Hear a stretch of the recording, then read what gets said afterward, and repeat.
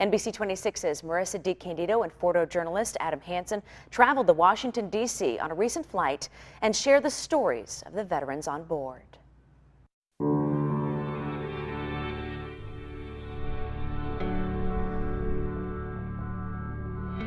No matter what you do, you always have to give up a certain amount.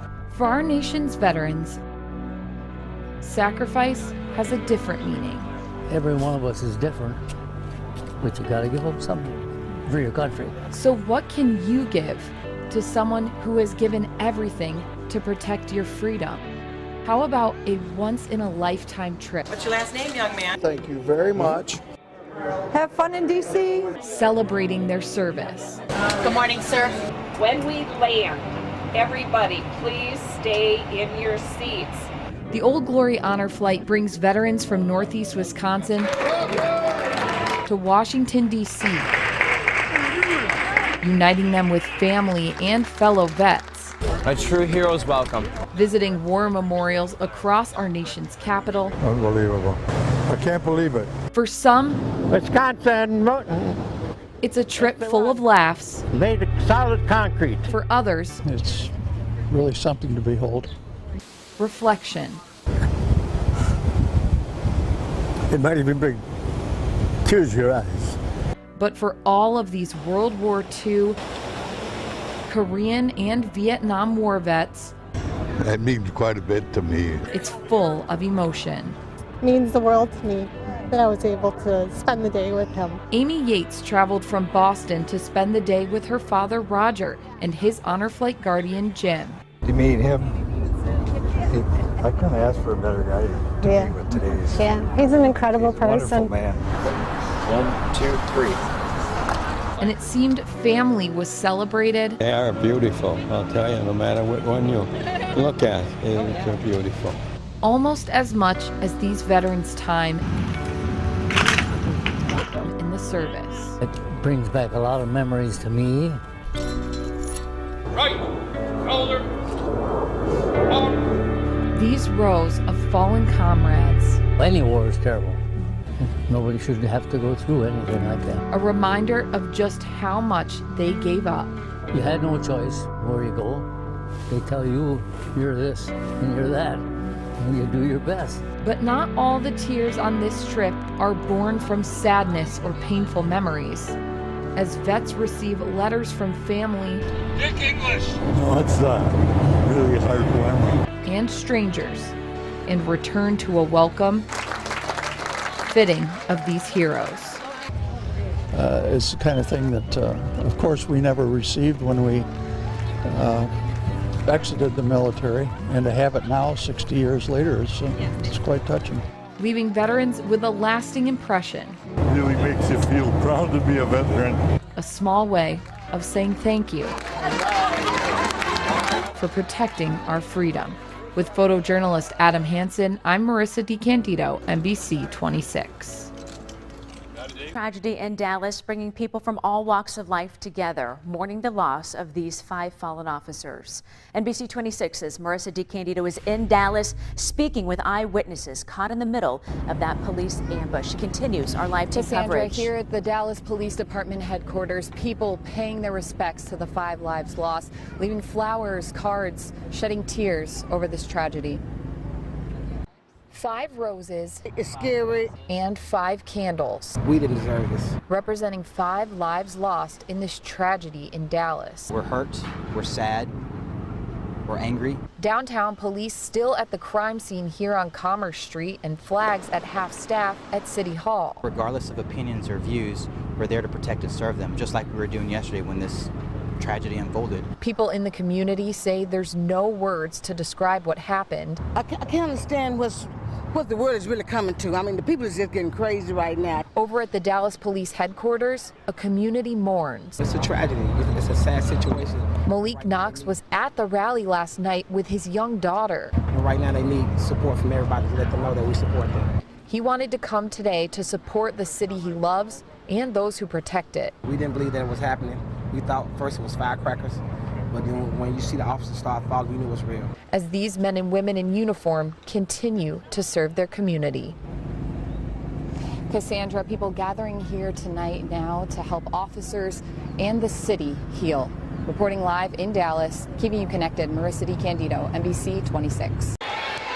As the game is played and the crowd cheers, Maureen Momartz is smiling. It's hard to describe how much that means to me. Because all the pink inside the West De Pere gym is for her. So I get really overwhelmed because I'm just in awe of the support that they've given me. 4 years ago, Maureen battled and beat breast cancer. Then just before school started this year, she found out the cancer came back. This time, it's terminal. I can imagine this could be a very lonely journey, but I don't feel lonely at all. That's because the West De Pere School District and assistant volleyball coach Jenna Tollefson have stepped up to help Maureen and her family. We heard Maureen's story and we decided to run with it and do it all for Maureen. Raising money at their game against Xavier for the Momartz family. We were so excited that we could donate all this money to someone so deserving. It's not an easy fight for Maureen and her family. I have 3 kids in the district, and I know that they're taken care of. But she says the support has helped with their battle. NBC 26's Marisa DeCandido is live outside the Columbia Correctional Institution tonight with new information. Marisa? Stacey, late this afternoon, we learned that the state did file a motion trying to stop Brendan Dassey's release. They're asking for the court to decide on that motion by 4 p.m. tomorrow. They're also filing an emergency motion with a higher court, the 7th Circuit Court of Appeals, and they're doing that by the end of the business day tomorrow. They also added on to their appeal of yesterday's motion for release to the original appeal of Dassey's overturned conviction. On Dassey's end, he and his lawyers were supposed to give an address to the federal probation and parole office by noon today of where he intends to live upon release, and that's because they will have to do a home check before he can move in there. We don't know yet if they filed that. Court documents don't say. I did speak to the probation officer on the case today, and he says he will not release any information that is not on the public record. If Dassey is released, it will be with some conditions. Those include no contact with Stephen Avery, no contact with Teresa Halbach's family, and of course, not breaking any laws. We did speak to Dassey's lawyer today, and he says he hopes to have Dassey home by Thanksgiving. Live in Portage, keeping you connected, Marisa DeCandido, NBC 26. Vice President Joe Biden making the most of his campaign stop in Wisconsin. The stakes could not be higher. Rallying for votes for Hillary Clinton and Russ Feingold. Slamming proposed policies of both Donald Trump and Senator Ron Johnson. Donald Trump and Ron Johnson, they are cut from the same political ideological cloth. Biden focusing on climate change and foreign policy, saying Trump lacks knowledge on both subjects. He is thoroughly unprepared and unqualified to be the commander-in-chief of the United States of America. What really hit home for the crowd here today were Clinton and Feingold's ideas for the middle class. That includes raising the minimum wage and establishing paid family medical leave. I don't know anybody in the neighborhoods I grew up in could go 3 months without a paycheck. We have to have strong families in America, and we have to have both men and women participate in the workforce. And the best way to do that is to have paid family leave. And Vice President Biden saying America is all about possibilities. He touched on every point that we as Americans should be concerned with. Biden now heading to another battleground state, Pennsylvania, continuing the campaign for Clinton. America never bows. In Madison, Marisa DeCandido, NBC 26.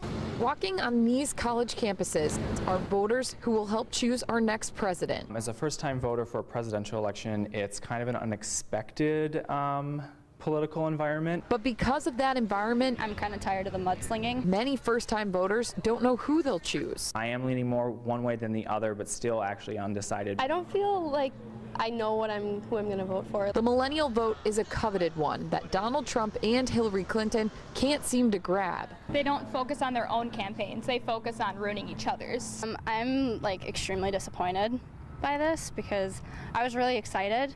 And then I found out who our options were. And millennials say they're not sure what sources they can trust in this election. You have to do your own research and see what their standpoints on. Many young voters are using non-traditional forms of media to get their information, and they're also looking outside the traditional two-party system for a candidate. I'm in the middle. I can't decide right now. And then I have a lot of interesting things from Gary Johnson that I've heard that I've kind of liked.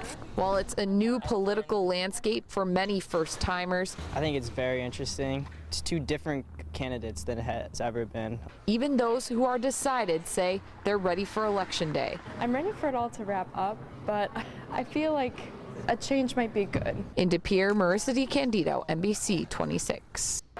Yep, Cassandra and Billy, it was almost like the Republican convention here tonight. Governor Scott Walker, Reince Priebus, Senator Ron Johnson, and even Rudy Giuliani taking the stage for Donald Trump. An Indiana basketball coach, the legendary coach Bobby Knight, even made an appearance, all in support of Trump. But Trump focused his speech tonight on targeting the latest Clinton campaign scandal.